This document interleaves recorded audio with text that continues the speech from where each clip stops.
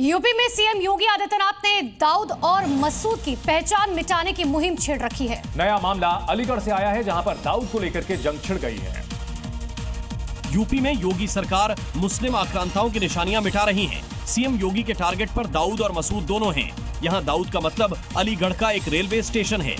अब आतंकी के नाम से मिलते जुलते नाम वाले इस स्टेशन का नाम बदलने की मांग उठी है, जबकि मसूद का मतलब है बहराइच में सालार मसूद गाजी के नाम पर लगने वाला मेला, जिसे खत्म करके अब उसकी जगह राजा सुहेल देव के नाम पर मेला लगने जा रहा है। अलीगढ़ में दाऊद खां के नाम से एक रेलवे स्टेशन है और अब इस नाम को बदलने की डिमांड हो रही है। स्थानीय लोगों का दावा है कि यहाँ दाऊद खान से जुड़ा कोई इतिहास नहीं है, ये अंग्रेजों का रखा नाम है जिसे बदला जाना चाहिए।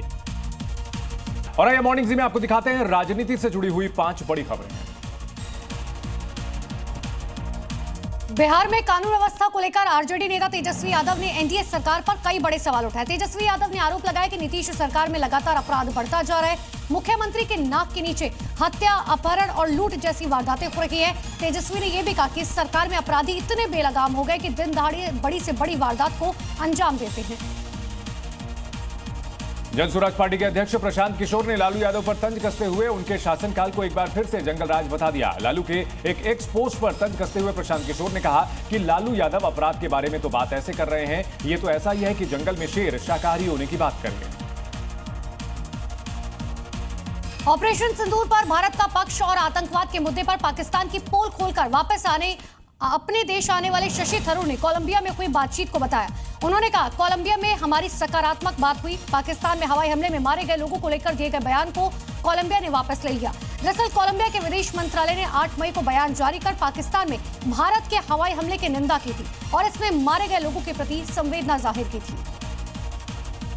मोदी सरकार के 11 साल पूरे होने पर बीजेपी नेता कमलजीत सहरावत ने सरकार की उपलब्धियां गिनाई और कांग्रेस पर निशाना साधा। उन्होंने कहा कि कांग्रेस को पता होना चाहिए कि 11 साल पहले देश की अर्थव्यवस्था 11वें नंबर पर थी और अब 11 साल बाद चौथे नंबर पर पहुंच गई है। पीएम मोदी के नेतृत्व में देश में तेजी से विकास हो रहा है।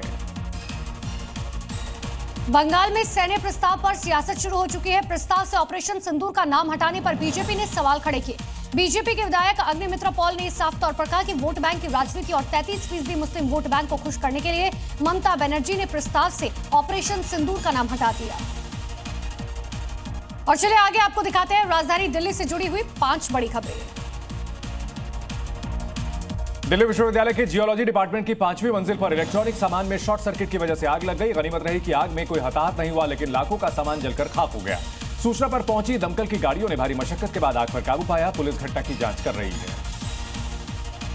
दिल्ली के मंगोलपुरी औद्योगिक इलाके में रबर की शीट बनाने वाली 3 मंजिला फैक्ट्री में भीषण आग लग गई। आग की जानकारी मिलते ही फैक्ट्री के अंदर मौजूद सभी कर्मचारी बाहर आ गए। सूचना पर मौके पर पहुंची पुलिस और दमकल विभाग की टीम पहुंची। इतना ही नहीं, भारी मशक्कत के बाद 11 दमकल की गाड़ियों ने करीबन 6 घंटे के बाद आग पर काबू पाया। वहीं कूलिंग का कार्य देर शाम तक चलता रहा। उत्तर भारत भीषण गर्मी की चपेट में है। दिल्ली से लेकर पंजाब, हरियाणा और राजस्थान तक लू का प्रकोप जारी है। दिल्ली में मंगलवार को पारा 45 डिग्री सेल्सियस के पार हो गया। मौसम विभाग ने हीट वेव कंडीशन को लेकर ऑरेंज अलर्ट जारी किया है। आईएमडी ने कहा कि अगले 4 से 5 दिन के दौरान उत्तर पश्चिम भारत में हीट वेव की स्थिति बने रहने की आशंका है। दिल्ली के रोहिणी में हुई चाकूबाजी में घायल नाबालिग ने अस्पताल में दम तोड़ दिया, जिसके बाद परिवार में मातम का माहौल है। चाकूबाजी में 13 साल का लड़का घायल हो गया था। मृतक के भाई के मुताबिक मामूली सी बात में पहले मारपीट हुई और उसके बाद दूसरे पक्ष के लोगों ने चाकू से हमला कर दिया। पुलिस ने घटना के बाद 3 नाबालिगों को गिरफ्तार कर लिया। दिल्ली के बाहरी जिला में पुलिस ने अवैध बांग्लादेशियों के खिलाफ बड़ी कार्रवाई की। पुलिस ने 242 बांग्लादेशी नागरिकों को गिरफ्तार किया जो अवैध रूप से भारत की सीमा में प्रवेश कर यहां रह रहे थे। पुलिस के मुताबिक बाहरी जिले की विदेशी सेल को मंगोलपुरी रेलवे लाइन के पास बांग्लादेशियों की आवाजाही की गुप्त जानकारी मिली थी, जिसके बाद पुलिस की टीम मौके पर पहुंची और संदिग्ध लोगों को गिरफ्तार किया। Zee News।